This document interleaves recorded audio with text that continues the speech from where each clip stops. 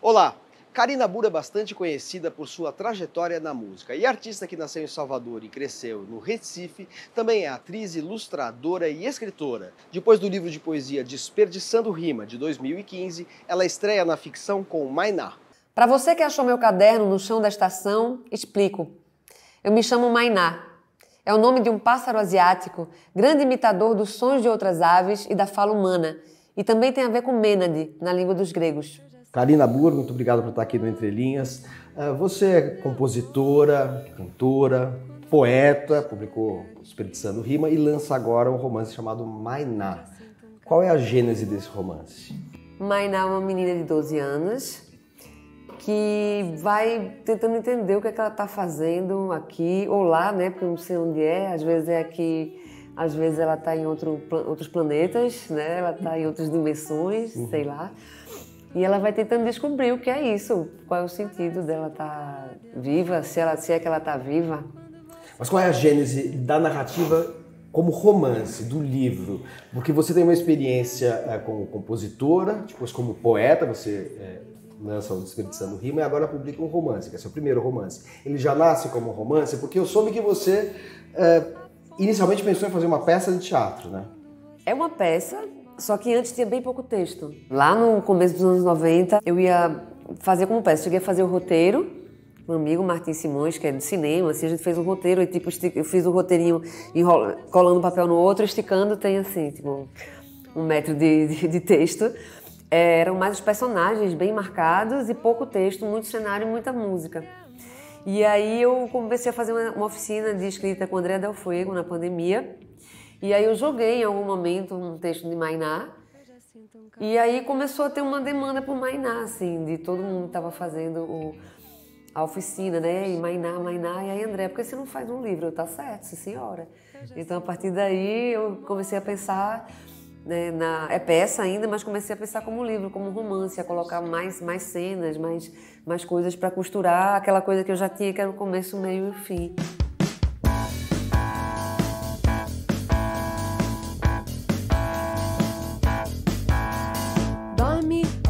Antes do míssel passar.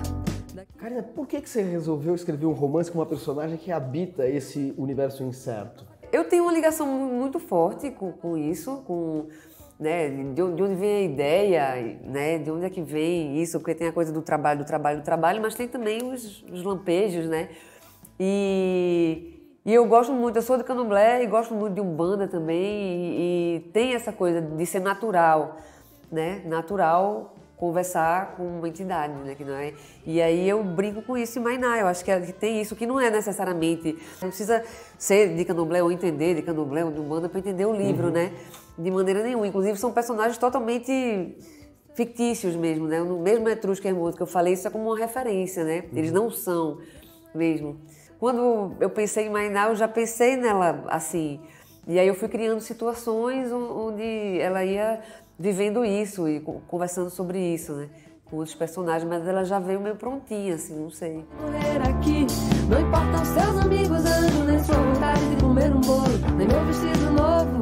Quanto dessa linguagem da Mayná deriva do seu trabalho como poeta e como compositora?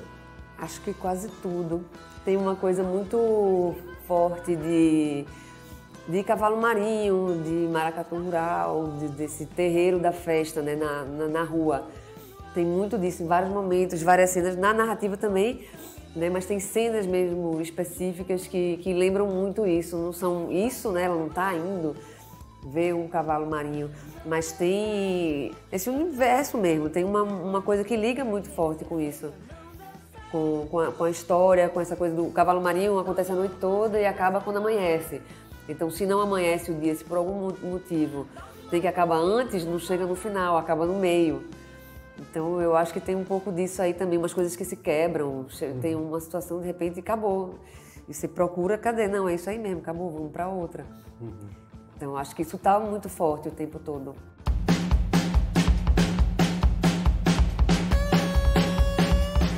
Em alguns momentos, é dito que esses livros são as anotações que Mayná fazia e que o leitor encontrou, que nós encontramos. Que enigma estrutural é esse? Quem escreveu este livro? E ele é o caderno de anotações da Mayná ou ele é retrabalhado por um narrador que a contempla de fora? Ele é retrabalhado e, ao mesmo tempo, ela fica influenciando o tempo todo nisso, né? E tem uma coisa da memória dela, apesar dela ser muito nova, ter 12 anos, a memória dela está sempre muito presente, a memória dela de antes, da infância, antes dos 12. Então, nesse narrador que não é ela, tem também coisas pescadas na memória dela. Então é isso, esse caderno dela está ali na mão dessa narradora, o narrador, em vários momentos do livro. A Mayná é uma vidente ou uma sonhadora? Ela é uma sonhadora acordada, que sente um monte de coisa, que vê também, que escuta, apesar dela ser surda, como eu. Então, tem outras maneiras de escutar, né? De sentir presenças. Então, ela, às vezes, vê mesmo o que está lá na frente. Confusões que nunca entendemos como começaram. Esse parece ser o melhor resumo do que a gente faz enquanto vive, naquele tempo todinho que acontece antes do grande espetáculo final.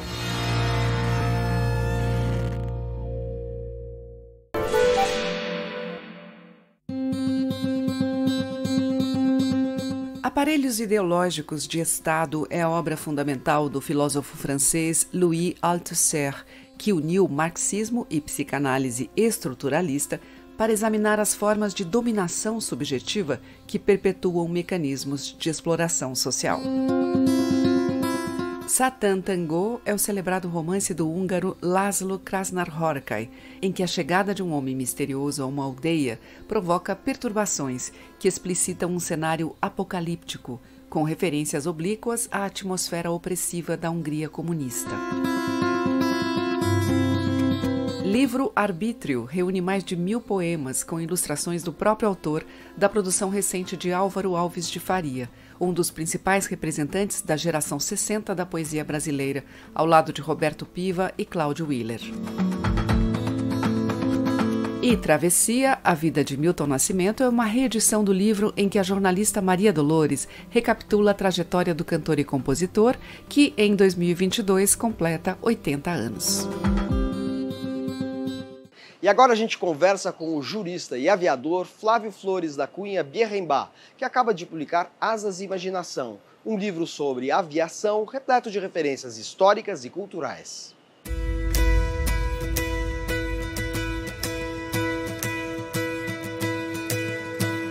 Dr. Bierrembach, Asas e Imaginação reúne vários textos seus sobre o tema da aviação, muitos deles publicados na revista Asas. Eu queria saber como é que começou essa paixão, como é que o senhor se tornou um aviador e um pesquisador da história da aviação? As memórias mais antigas que eu tenho da minha vida, todas dizem respeito a alguma cena de aviação, algum avião. Eu me tornei aviador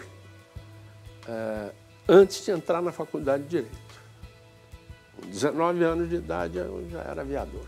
E aí o senhor começou a escrever esses textos a partir de que momento? Já com uma vasta experiência na aviação. O que está aí, algumas crônicas têm mais de 30 anos, publicadas em revistas, livros, jornais, com grande regularidade na última década na revista Asas.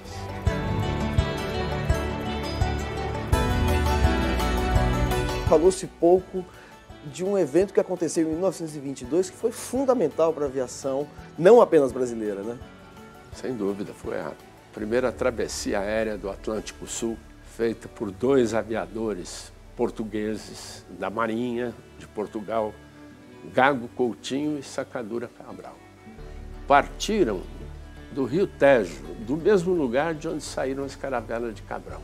Num hidroavião, né? Num hidroavião. E vieram até o Rio de Janeiro e depois chegaram a vir a São Paulo. Pousaram aqui com o hidroavião na nossa represa de Guarapiranga. Falando em pioneirismo, o senhor dedica também 2 capítulos a uma pioneira da aviação no Brasil, uma mulher pioneira da aviação no Brasil, que é a Ada Rogato. Quem foi ela? Foi uma aviadora paulista, nascida no Cambuci, funcionária do Instituto Biológico, funcionária pública, e que na época dos anos 30, quando ela era mocinha, adolescente, ela ficou encantada com as proezas da aviação e com as aviadoras que havia pelo mundo inteiro. E aí, com persistência, esforço, ela aprendeu a voar. Comprou um Paulistinha. Com esse Paulistinha, ela atravessou os Andes, foi parar no Chile.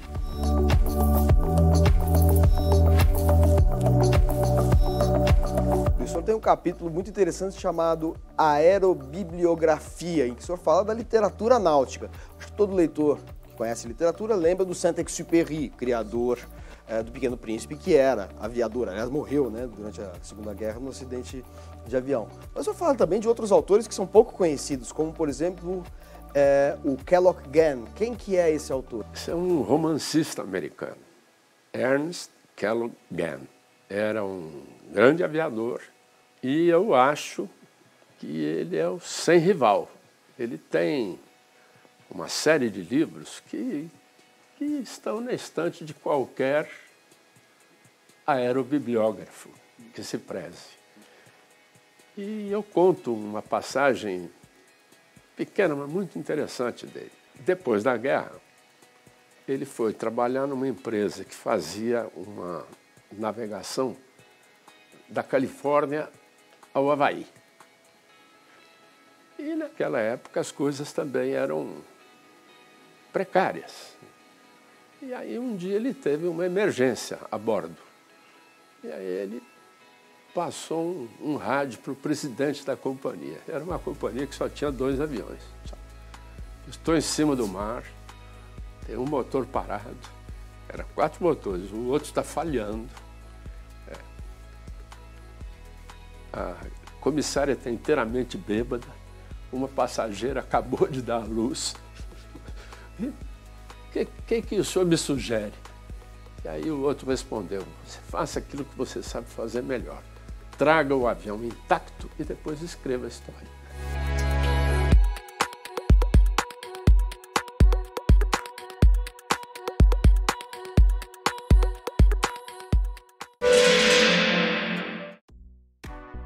Eu indico O Pequeno Príncipe Preto, que é o livro de Rodrigo França, e ele traz a temática étnico-cultural, a questão de pegar um livro que é um clássico, O Pequeno Príncipe, e trazer para essas questões da questão da educação antirracista. Eu indico O Copo Vazio, da Natália Timmerman. É um livro fininho, gostoso, leve, ele trata de relacionamento, desse fenômeno atual, ghosting. Então, só lendo para ver, então é bem legal. Eu indico Cartas para Minha Avó, da Djamila Ribeiro. Eu tive a oportunidade de ter contato com o livro há pouco tempo e é um livro de contos que ela fala da infância, da relação dela com a avó, né? E ela traz histórias de superação também. E a gente pode se reconhecer quando a gente lê as histórias.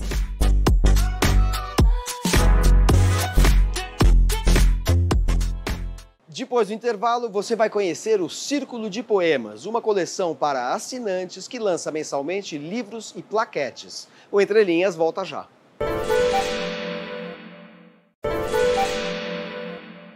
As editoras Fósforo e Luna Park se uniram em torno da coleção Círculo de Poemas, que também é um clube mensal de assinaturas e possui um catálogo plural, formado por poetas brasileiros e estrangeiros. Entre os nomes já publicados estão Miriam Alves, Torquato Neto e Jean-Luc Godard.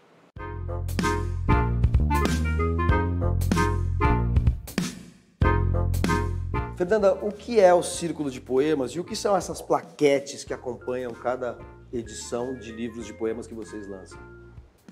O Círculo de Poemas é uma parceria de 2 editoras, da editora Fósforo e da editora Luna Park, e ele foi pensado como uma maneira de viabilizar a publicação de poesia através de um clube de assinaturas, né? Então, garantir uma quantidade mínima de assinantes que possa fazer com que a gente tenha condições de fazer regularmente a publicação. Plaquete é um pequeno livro, um pequeno panfleto, não é? Geralmente para editar formatos menores, textos mais curtos, mas que tem a configuração de um livro, só que mais curto, não é? É mais ou menos comum nas edições de poesia porque viabiliza publicações menores, não é? Então, daí a gente também utilizar esse formato no clube de poemas, o formato da plaquete.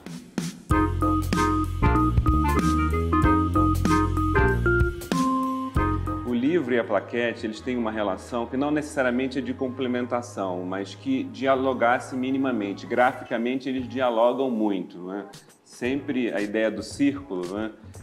Cada mês é uma variação do círculo, então sempre é o mesmo formato de recorte desse círculo, né? A diferença é que aqui vem vazado e aqui não, aqui vem vazado para a imagem, né? A ideia era que cada autor ou autor escolhesse uma imagem que é anterior ao século XX e fizesse um poema que não seria um poema curto, mas uma série de poemas, o que dá mais ou menos 15 a 20 páginas, né, que é o tamanho da plaquete, em diálogo, em conversa com essa imagem pictórica que vem reproduzida no livro, tanto assim, né, como... Aí ela está cortada, mas no final, nas guardas finais... Na guarda final ela aparece inteira, né?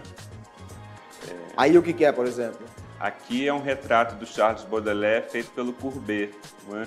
Que é um poema do Franklin Alves Dacier, em que ele faz o Baudelaire conversar com o Courbet justamente sobre a imagem, sobre o caráter das imagens, o caráter fantasmagórico das imagens.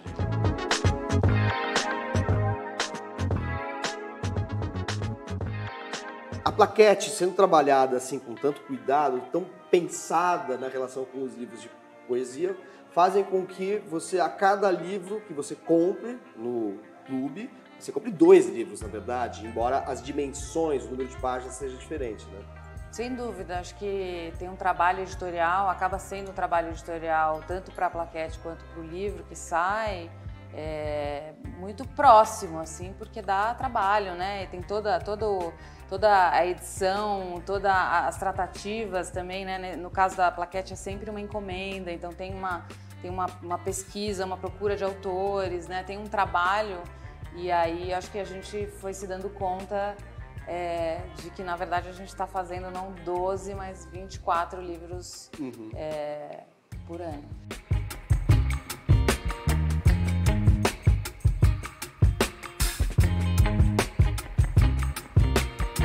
E os livros publicados incluem autores brasileiros e autores também não brasileiros, né? Plaquete sempre com autores brasileiros, por enquanto, né? Já os livros, a ideia é de que se publique poesias reunidas de autoras que estavam com livros dispersos ou com poemas dispersos, como é o caso da poeta Lu Menezes, como é o caso da poeta Miriam Alves, ou então recuperação de livros que estavam há muito tempo sem ser reeditados, como o caso da Julieta Bárbara, não é? Que é um livro de 1939, de inflexão modernista, com vários diálogos com o modernismo e que simplesmente desapareceu, e aí ele reaparece em 2022, não é?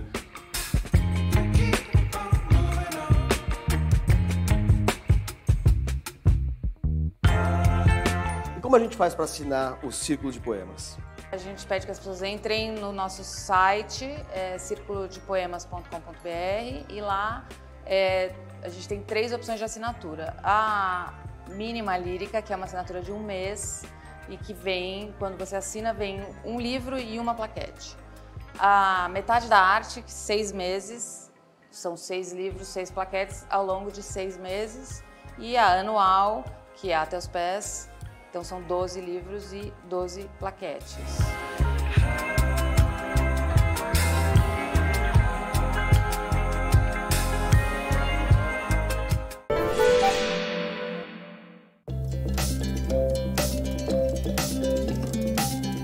Pinturas que inspiram obras literárias, como nas plaquetas da coleção Círculo de Poemas, têm tradição também no romance. Alguns deles são best-sellers que acabam gerando adaptações para o cinema. É o caso de O Código da Vinci, thriller policial de Dan Brown, cujo protagonista desvenda segredos sobre a vida de Jesus ocultos em telas de Leonardo da Vinci, como a Mona Lisa e a Madonna das Rochas, e no afresco da Última Ceia. Da Vinci. Professor Langdon, you're in grave danger. Mais delicado, Moça com Brinco de Pérola, da norte-americana Trace Chevalier, fantasia as relações entre o pintor holandês Vermeer e a criada que teria inspirado o seu retrato mais famoso. Mix the colors. Sir, I haven't time. Make time. Mas a pintura também está no centro de algumas obras de escritores mais canônicos. A obra-prima ignorada de Balzac mistura realidade e ficção ao criar um enredo em que Poussin e Porbus, dois artistas do século XVI, encontram um velho mestre, o fictício Fraunhofer. Com seu talento, Fraunhofer aprimora uma tela de Porbus, mas ao ser desafiado a terminar a obra-prima que realize seus ideais artísticos, produz uma tela incompreensível e enlouquece, numa metáfora do descompasso entre o gênio e sua época. Em Busca do Tempo Perdido, de Proust, traz inúmeras reflexões sobre a pintura clássica e impressionista, mas a maior presença da pintura na obra está na figura do pintor fictício Elstir, cujas telas imaginárias Proust descreve com tanta vivacidade que parecem se materializar diante do leitor. Não faltam, porém, na monumental narrativa em 7 volumes, referências a pinturas reais, como A Vista de Delft, de Vermeer, diante da qual morre o escritor Bergotte, outro artista fictício criado por Proust. Mais recentemente, a escritora americana Donna Tartt tomou da tela O Pintacilgo, do holandês Karel Fabritius, o título de um romance ganhador do prêmio Pulitzer. No enredo, o protagonista contempla o quadro ao lado de sua mãe pouco antes de um atentado no Museu Metropolitan de Nova York, que fará de sua vida uma busca redentora da beleza que sobrevive às chamas. De modo semelhante, na literatura brasileira, o escritor Teixeira Coelho faz de Uma Natureza Morta com Limões, do florentino Bartolomeu Bimbi, a expressão da felicidade buscada pelo protagonista de O Homem que Vive, uma jornada sentimental. E Contardo Caligares, psicanalista italiano radicado no Brasil, estreou na literatura em língua portuguesa com um romance, O Conto do Amor, em que a obra do pintor maneirista Sodoma deflagra uma trama complexa, unindo o protagonista à memória do pai morto e fazendo da arte um caminho para desvelar enigmas sobre identidade e subjetividade.